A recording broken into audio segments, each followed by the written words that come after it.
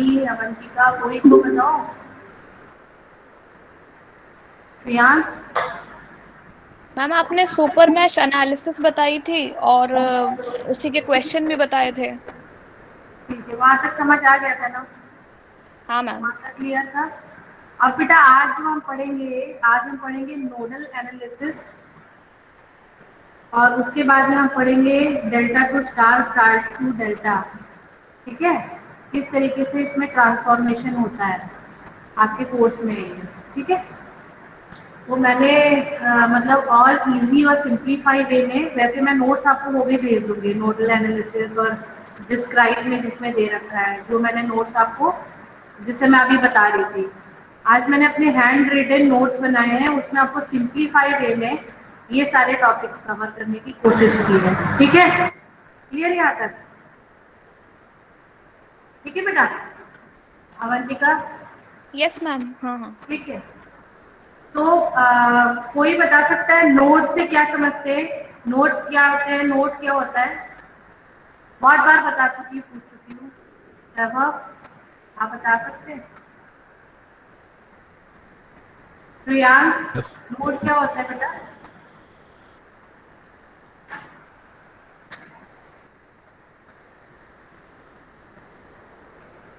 कोई भी बता दो। नोट मैम बहुत बार कनेक्शन, बता। मैम कनेक्शन पॉइंट होता है मैम, टू और मोर ब्रांचेस का। ठीक है, गुड। और एनीवन?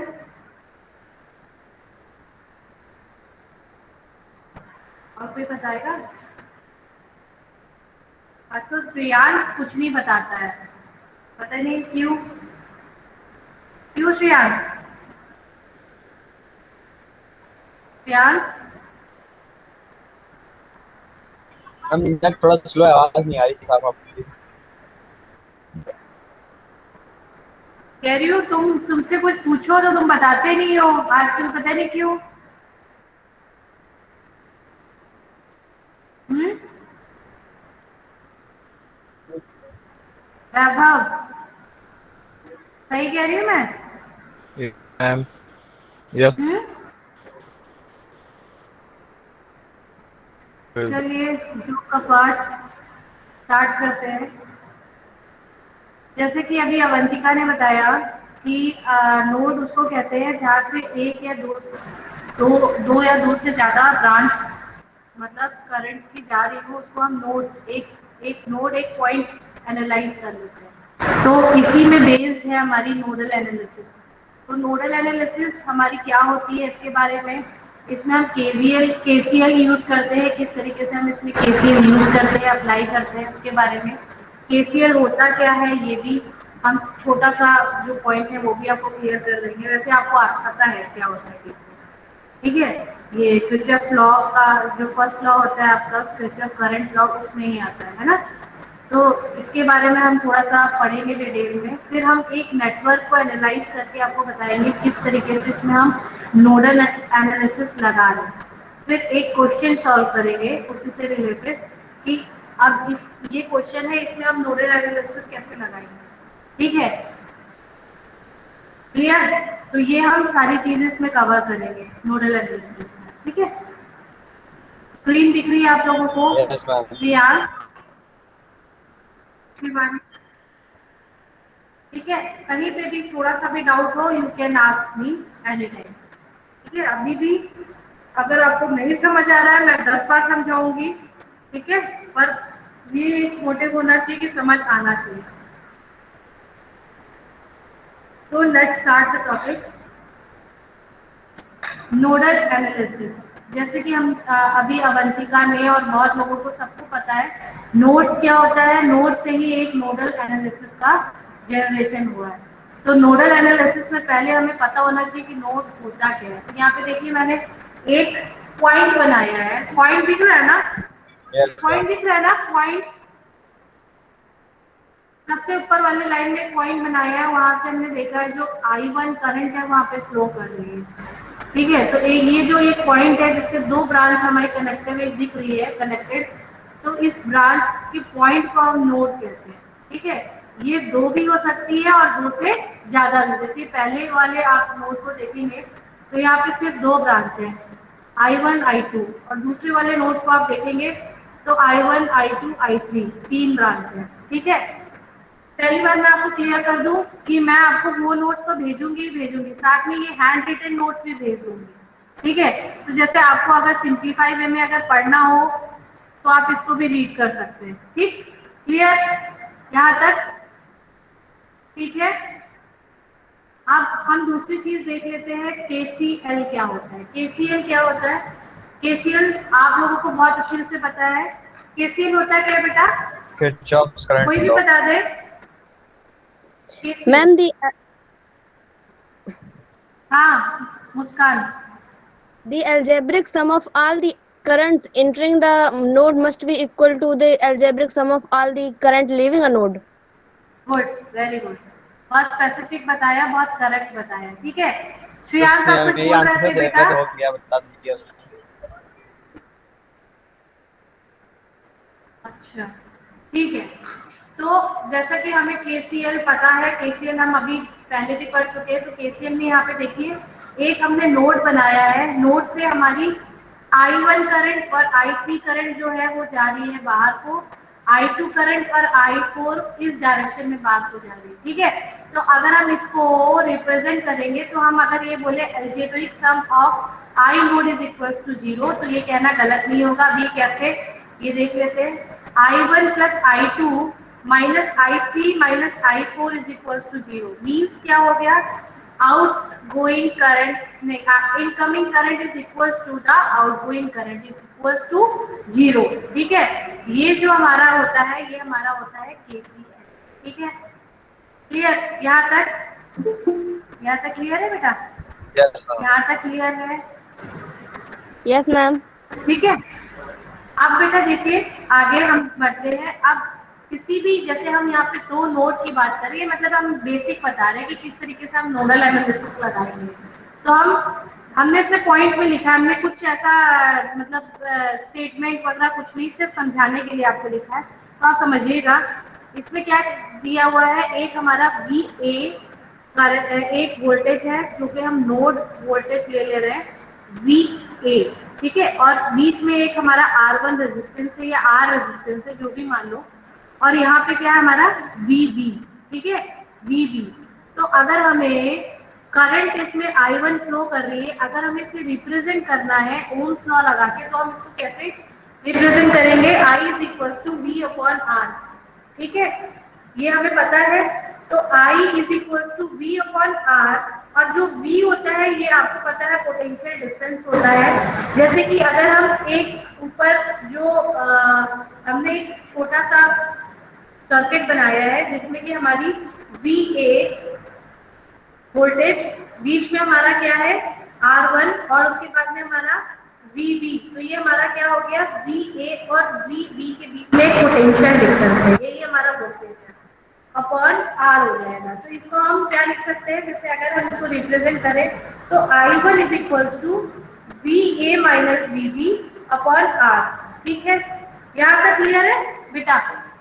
यहाँ तक क्लियर है? क्योंकि हम नोड ले रहे हैं ना, तो बेटा पर्टिकुलर नोड लेंगे तो वहां से किस तरीके से हम करंट को वोल्टेज के टर्म्स में हम रिप्रेजेंट कर रहे हैं, तो उससे पहले हमें ये पता होना चाहिए कि हम किस तरीके से लगा रहे हैं नोडल एनालिसिस। ठीक है, तो ये एक छोटा सा पार्ट मैंने आपको समझाया। इसके बाद में देखिए बेटा एक ये सर्किट बना हुआ है, सर्किट देखिए, सर्किट में क्या क्या है, एक हमारा V1 वोल्टेज है जो कि V1 से जा रहा है, ये R1 है, R1 रेजिस्टेंस है, देन हमारा क्या है R2 रेजिस्टेंस, और ये क्या है हमारा नोड है। यहाँ पे हमने क्या लिया है, VA एक हमने नोड ले लिया है जो कि हमने VA से रिप्रेजेंट किया है।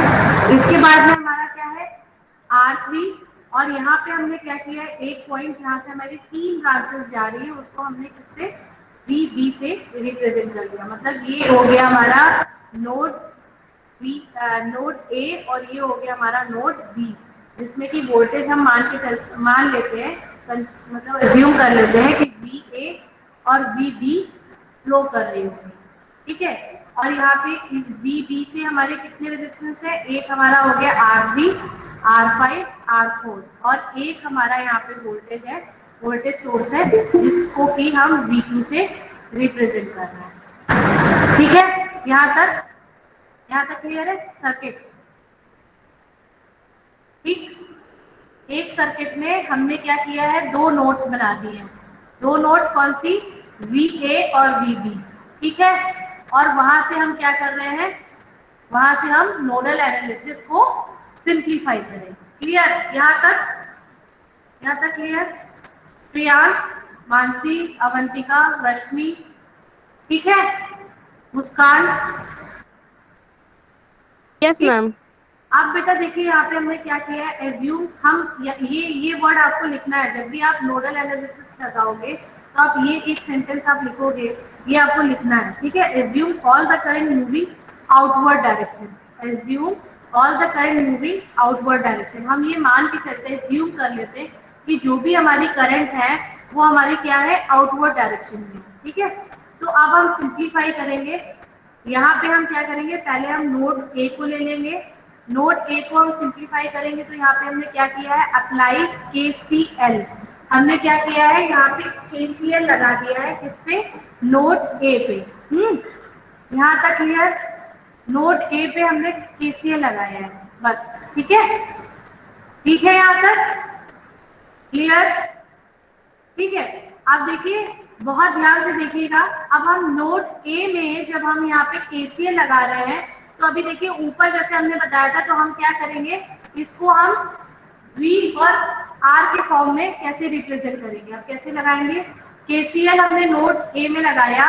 हमने क्या किया, हमने KCL जब लगाया तो हम पहली इक्वेशन क्या लिखेंगे, जो हमारा पहली इक्वेशन होगी वो हमारी क्या होगी,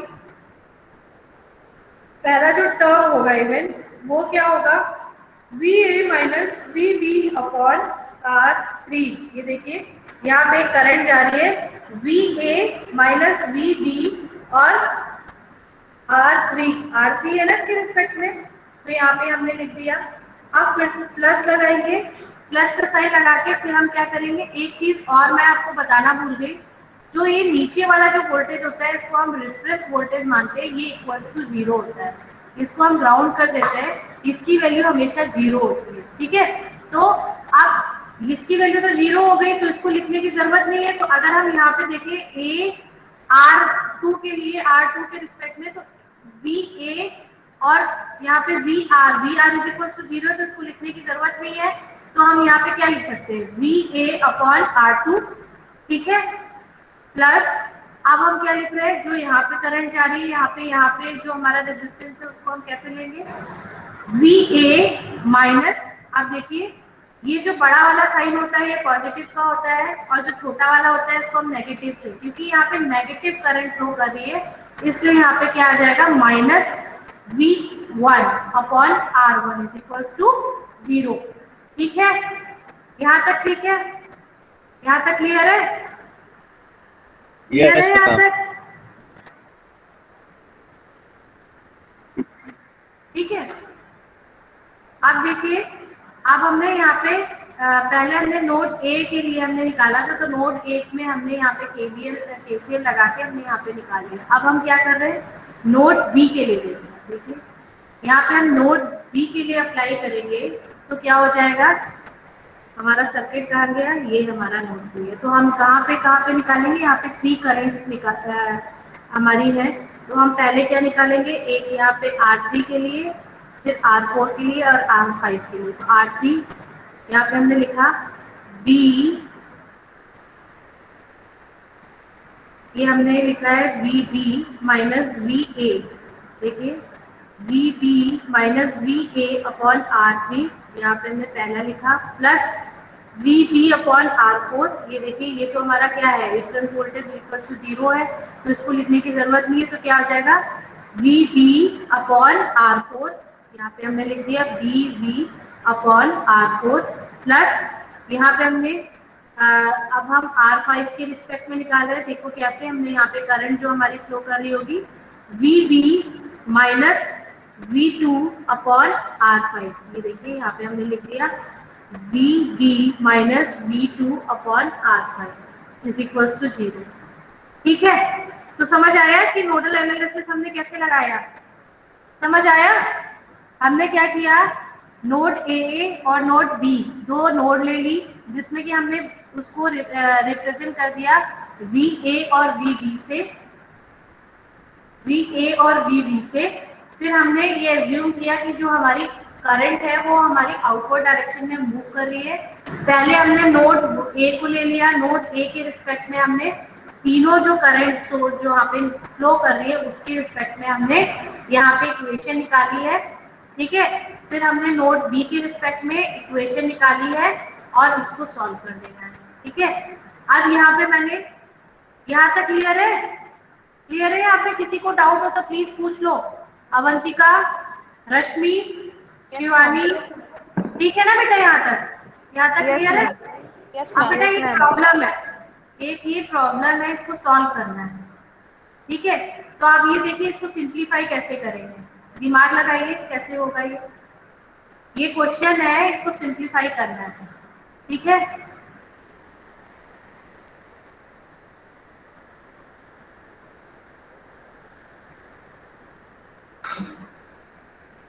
ये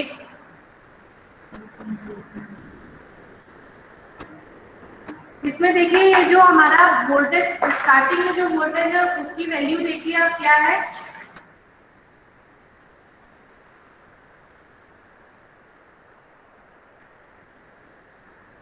एक मिनट,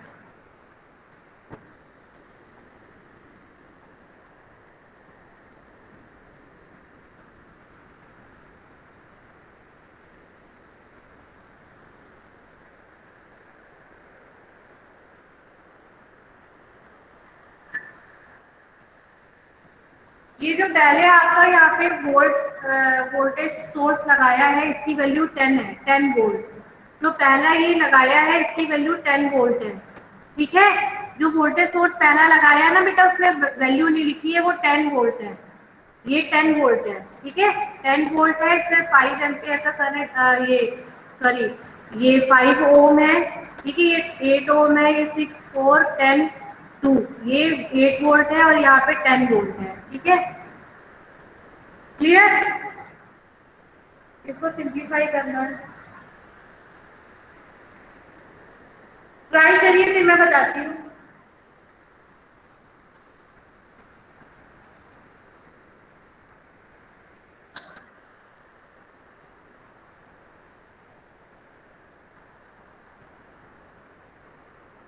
ये पहला वाला जो वोल्ट सोर्स है इसमें ये 10 वोल्ट का है, ठीक है। ये 10 यहाँ पे 10 है, इसकी वैल्यू 10 वी, ठीक है। इसको रिस्पेक्ट में लेके ही आपको इसमें लगानी है नोडल एनालिसिस।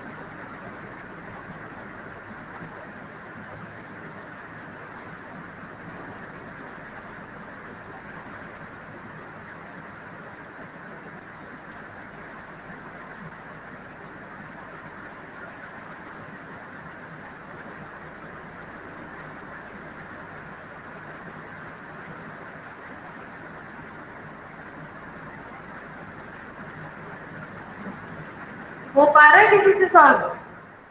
रश्मि, अवंतिका, प्रियांश, सॉल्व हो पा रहा है आप लोगों से? सर्किट बना लिए सबने? वैभव? मैम कर रहे हैं। हाँ तो करो, सॉल्व करने की कोशिश करो, फिर बेटा मैं बताती हूँ।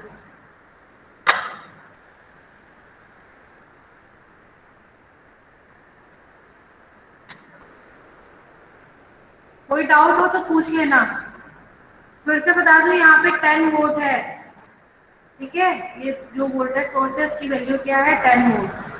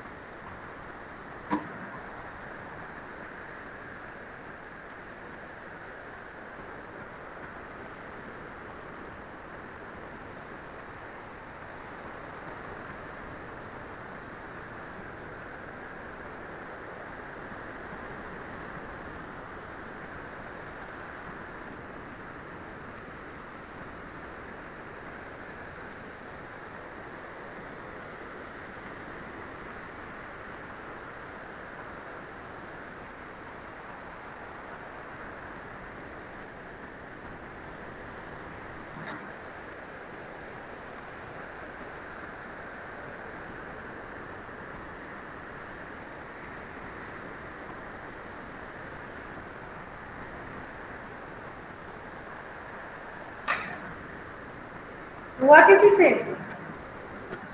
किसी से इक्वेशंस आई है इसकी?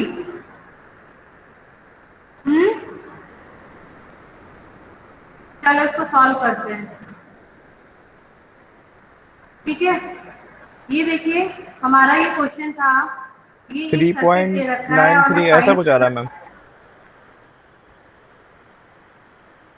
अब पहले, हाँ चलिए ठीक है, देखते हैं। अब आगे पहले समझाती हूँ मैंने सॉल्व नहीं किया, मैंने आपको ये एनालाइज करके बता दिया है, सॉल्व करके इसका आंसर बता दूंगी, ठीक है? तो इसमें क्या है, इसमें ये क्या पूछ रहे हैं, फाइंड करंट थ्रू 8 वोल्ट, ठीक है? अब देखिए बेटा, यहाँ पे हमने क्या किया है, ये हमारा सर्किट था, देखिए ये हमारा सर्किट है, वही सर्किट है, इसको हमने नीचे बना दिया है इजी करने के लिए।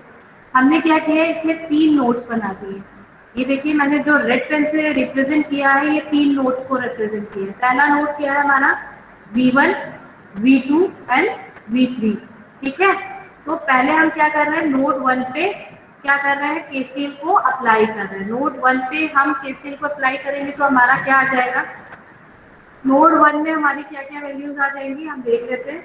जैसे कि पहली वैल्यू हमारी आई है V1 -10, हमें ये पता है क्योंकि ये नेगेटिव नीचे है छोटा वाला, पॉजिटिव ऊपर है, इसलिए यहाँ पे हमने क्या किया है, यहाँ पे हमने माइनस पे लिया है, ठीक है? 10 पॉजिटिव पे रहेगा, यहाँ पे हमने पॉजिटिव अपॉन 5, इसके बीच में कितना हमारा वो ये रेजिस्टेंस है 5 का, तो हमने यहाँ पे 5 लिख दिया। प्लस अब हम क्या कर रहे हैं, यहाँ पे देख लेते हैं V1 माइनस V2 अपॉन 8, देखिए V1 माइनस V2 अपॉन 8, ठीक है? नोड 1 की बात कर रहे हैं, V1 की, ठीक है? अब जो तीसरी हमारी इक्वेशन है कि वो हमारी क्या आ जाएगी, V1 माइनस V3, ये ऊपर वाला देख रहे हैं आप ना, V1 यहीं से तो करंट जा रही होगी, V1 minus V3 upon 6 is equals to 0, ठीक है? अब इसको हम और सिंप्लीफाई कर देते हैं। सिंप्लीफाई क्या करें, V1 वाला टर्म हमने एक साथ ले लिए, V2 वाले टर्म्स हमने एक साथ ले लिए, V3 वाले टर्म्स हमने एक साथ ले लिया, ठीक है, बट यहाँ पे क्या है -10/5, ये एक्स्ट्रा आ रहा है। यहाँ पे देखिए, यहाँ छोटा सा मैंने यहाँ पे सॉल्व भी किया है, तो -10/5 को अगर हम इसको सिंप्लीफाई करेंगे तो ये क्या आ जाएगा आपका 2, तो इज इक्वल टू हमने यहाँ पे 2 ले लिया। ठीक है, पहला नोट समझ आया कैसे आया है, V1 कैसे आया समझ आया श्रेयांश? Yes ma'am. बेटा समझ आया? ठीक है, अब हम क्या कर रहे हैं, नोट 2 में KCL को अप्लाई कर रहे हैं। ये देखिए हमारी नोट 2 का है, ये हमारी नोट 2 है। नोट 2 में हम KCL अप्लाई कर रहे हैं, तो हम यहाँ पे पहला नोट कौन सा ले रहे हैं, V2 minus V1 upon 8, V2 minus V1 upon 8, ठीक है, प्लस V2 अपॉन 10। यहाँ पे देखिए, यहाँ पे रिफरेंस वोल्टेज है जिसको हम 0 लेते हैं, तो यहाँ पे हमने क्या लिख लिया है, सिर्फ V2 upon 10 plus V2 minus V3 upon 4, यहाँ पे हमने ले लिया, इज इक्वल टू क्या हो जाएगा हमारा 0। तो ये हमारा क्या हो गया, सेकेंड नोड हो गया। अब उसी तरीके से हम क्या लेंगे, थर्ड नोड ले लेंगे, उसमें KCL लगाते हैं, KCL लगाएंगे थर्ड नोड में। देखिए क्या आती है equation, V3 minus V2 upon 4, ये आ गया यहाँ पे। अब क्या आएगा हमारा, V3 माइनस V1 अपॉन 6, देखिए V3 माइनस V1 अपॉन 6, बीच में 6 आएगा, 6 रेजिस्टेंस है, ठीक है, प्लस यहाँ पे देखिए, यहाँ पे नेगेटिव ऊपर है, पॉजिटिव नीचे है, ठीक है, तो यहाँ पे हम क्या लिखेंगे, V3 माइनस का 8 अपॉन 2 इज इक्वल टू 0, देखिए यहाँ पे लिख दिया। अब हम इसको क्या कर रहे हैं, और सिंप्लीफाई कर रहे हैं, V1 वाले टर्म एक साथ, V2 वाले टर्म हमारा एक साथ, V3 वाला टर्म एक साथ, और जो एक्स्ट्रा बचा है यहाँ पे -8 अपॉन 2, इसको हम यहाँ पे सॉल्व करेंगे तो क्या आ जाएगा -4। तो इस तरीके से बेटा नोडल एनालिसिस हम क्या करते हैं, सॉल्व करते हैं। अब इस तीन इक्वेशन आ गई, 3 इक्वेशन से आप वैल्यू निकाल लेंगे। क्लियर श्रेयांश? क्लियर है बेटा? ठीक है वैभव मिश्रा, समझ आ रहा है बेटा? क्लियर हुआ? अवंतिका? Yes ma'am. ठीक है बेटा, तो इस तरीके से हम, आपको समझ आ गया नोडल एनालिसिस क्या है, नोडल एनालिसिस हम कैसे लगा रहे हैं, क्वेश्चन भी बता दिया, और जो इसका मतलब इक्वेशन और जो इसकी थ्योरी थी वो भी हमने आपको बता दी। इसके बाद में हम करते हैं, ये हमने बहुत बार, हम आपको जब आपको हमने इलेक्ट्रिकल पढ़ाया था तब भी हमने ये चीज बताई थी, स्टार डेल्टा हम बता चुके हैं ना। तो आपको स्ट्रक्चर तो पता ही होगा, स्टार कैसा दिखता है, डेल्टा कैसा दिखता है, ट्रांसफार्मर भी पढ़ाया था आपको प्रियांश, है ना बेटा? ठीक है, हम अब एक टॉपिक ये ले रहे हैं, ये बहुत इजी टॉपिक है, मतलब इसमें कुछ नहीं है, इक्वेशन आपको पता है किस तरीके से लिखनी है बस, और कुछ ज्यादा नहीं है इसमें, ठीक है। तो उसको हम पढ़ेंगे, देन उसके बाद में उसके न्यूमेरिकल प्रॉब्लम भी सॉल्व करेंगे, ठीक है। तो अब हम इसको देख लेते हैं क्या होता है। हम यहाँ पे पढ़ रहे हैं ट्रांसफॉर्मेशन किसका, delta to star, star to delta. तो पहला हमने क्या लिया है, डेल्टा टू स्टार, पहला हमने क्या लिया है, डेल्टा टू स्टार। डेल्टा हमारा कैसा दिखता है, ये डेल्टा होता है, और ये जो है हमारा ये स्टार होता है, इतना आपको पता होगा श्रेयांश, इतना आपको पता है ना आप लोगों को, लगभग ये मैं बता चुकी हूँ, ठीक है। ये जो स्ट्रक्चर होता है ये डेल्टा का होता है, ये जो स्ट्रक्चर होता है ये हमारा क्या होता है, किसका होता है, स्टार का, ठीक है। अब हमें क्या करना है, डेल्टा से स्टार में कन्वर्ट करना है, डेल्टा से स्टार में कन्वर्ट करना है, मीन्स आर, जो capital R1, capital R2, capital R3, इनकी वैल्यूज निकालनी है, ठीक है, इनकी वैल्यूज निकालनी है, ठीक है। तो अब हम क्या करेंगे, इसको क्या कर रहे हैं, कन्वर्ट कर रहे हैं। हम क्या कर रहे हैं, यहाँ पे हमने बीच में जिसकी वैल्यू निकालनी है उसको ले लिया, और यहाँ पे हमने जो रेड से रिप्रेजेंट किया है ये हमने यहाँ पे डेल्टा को रिप्रेजेंट कर दिया। अब हम इसकी वैल्यूज कैसे निकालते हैं, जैसे हमें R1 चाहिए, तो R1 देखिए, R1 यहाँ पे लिखा हुआ है ना, R1 के साइड वाली दोनों ब्रांच या आर्म्स कहे तो R1 and R2, small R1 and small R2। तो जब भी आप ब्रांच देखेंगे R1 कैपिटल R1 जैसे यहाँ पे हमने देखी, उसके बगल में जो दोनों आर्म्स जा रही है उसको ऊपर लिखते हैं। यहाँ पे देखिए R1 R2 अपॉन ये तीनों चीजें फिर नीचे लिख देंगे R1 plus R2 plus R3। अब R2 निकालना है। अब हम R2 को देख लेते हैं, कैपिटल R2 को। कैपिटल R2 किसमें है, R1 और R3 में। तो हम यहाँ ऊपर क्या लिखेंगे, R1 R3 और डिवाइड कर देंगे R1 plus R2 plus R3 से। ठीक है, उसी तरीके से R3 को देख लेते हैं। कैपिटल R3, यहाँ पे आर्म कौन कौन सी गई है, एक R2 की गई है और R3 की गई है। तो ऊपर हमने क्या लिखा है, R2 R3 और अपॉन में R1 plus R2 plus R3। ठीक है, तो ये हो गया हमारा सिंप्लीफिकेशन, ये transformation of delta to star.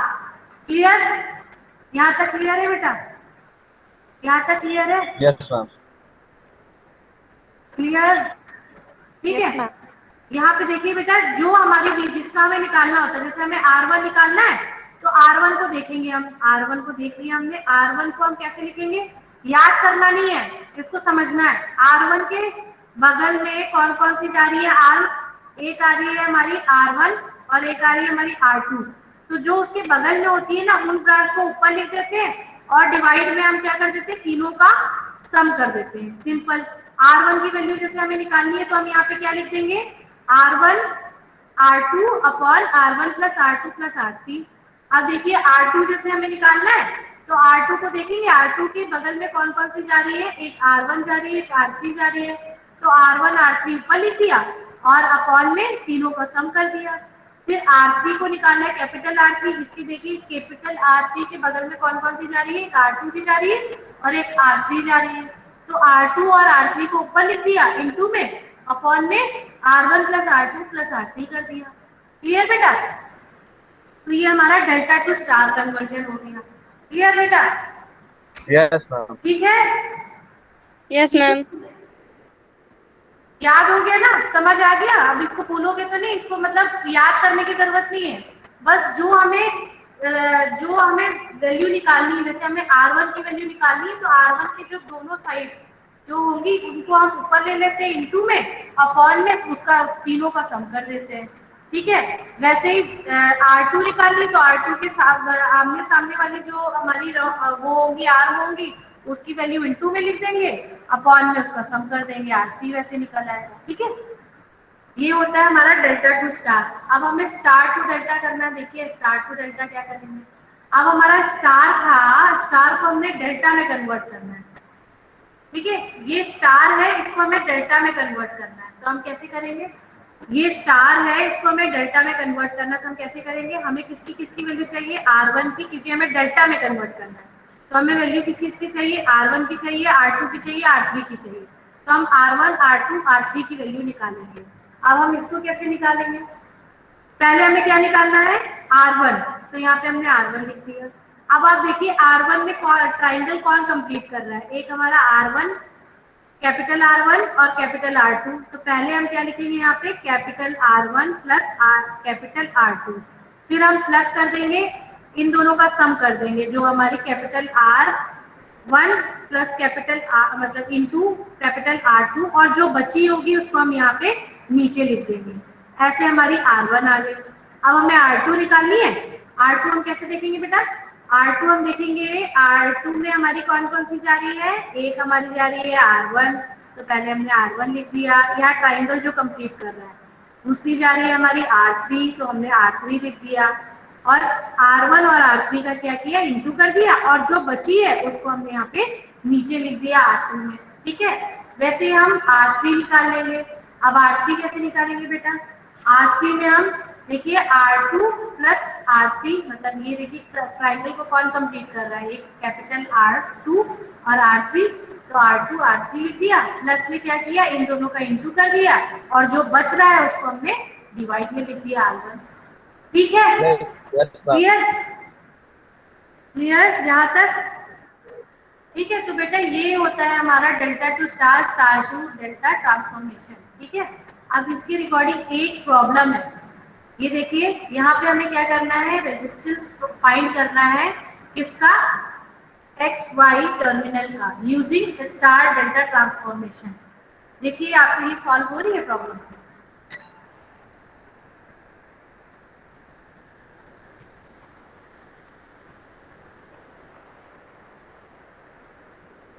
ये डेल्टा है ना, डेल्टा को हम क्या करेंगे, स्टार में कन्वर्ट करेंगे।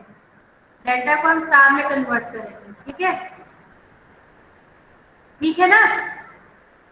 देखिए सॉल्व करके हो रही है कि नहीं, फिर हम कराते हैं।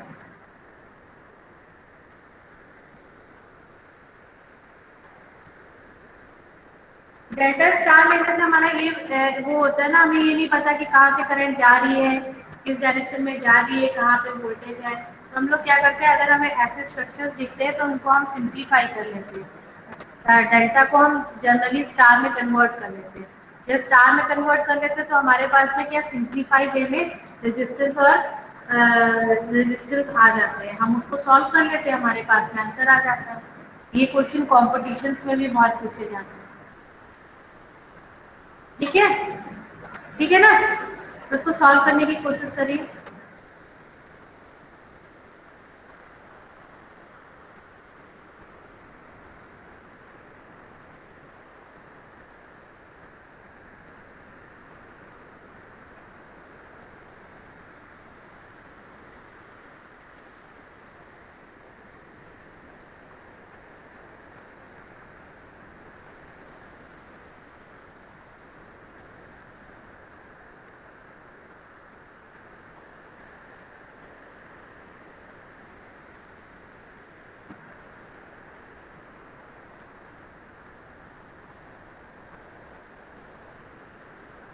चलिए ये प्रॉब्लम मैं बता देती हूँ, ठीक है, टाइम मतलब है नहीं, ज्यादा प्रॉब्लम्स करा नहीं पाऊंगी।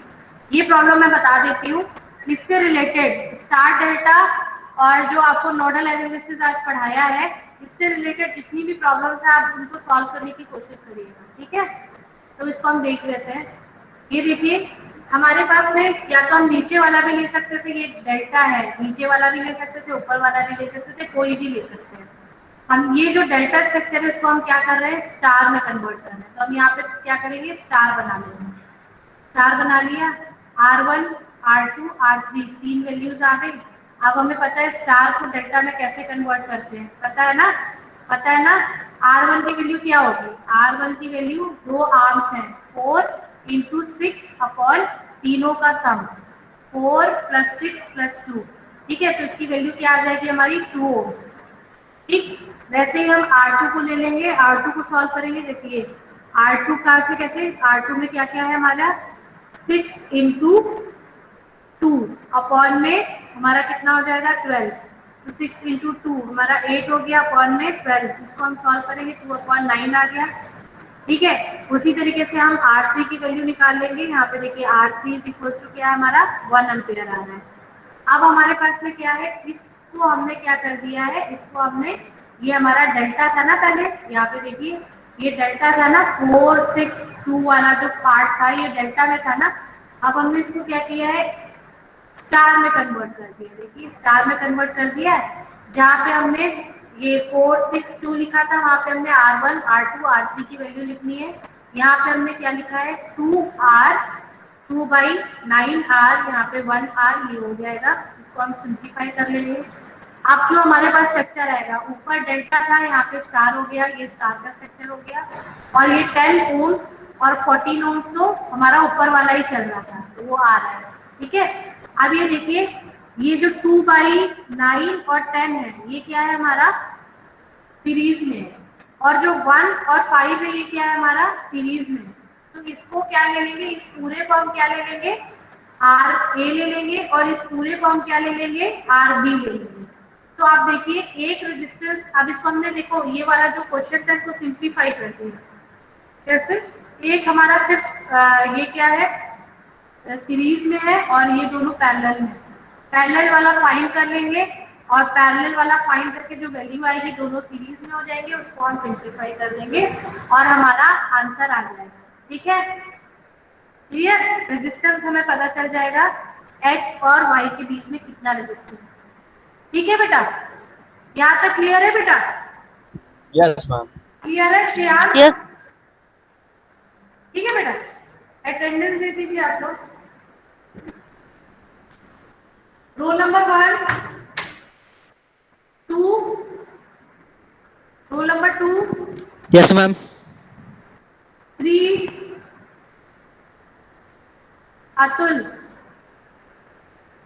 Yes, ma'am. 4, Yes, ma'am.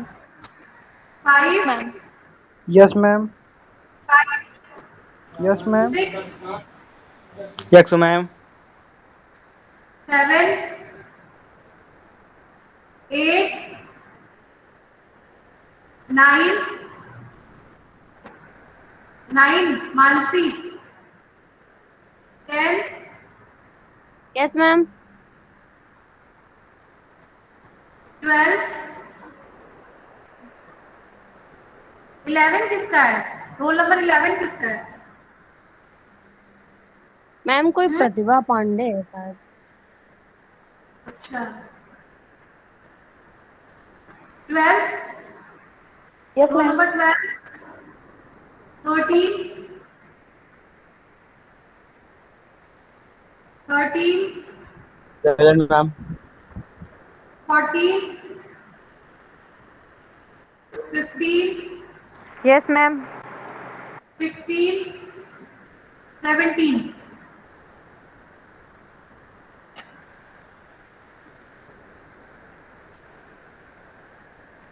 वैभव, तुम्हें अटेंडेंस नहीं लेनी है अभी?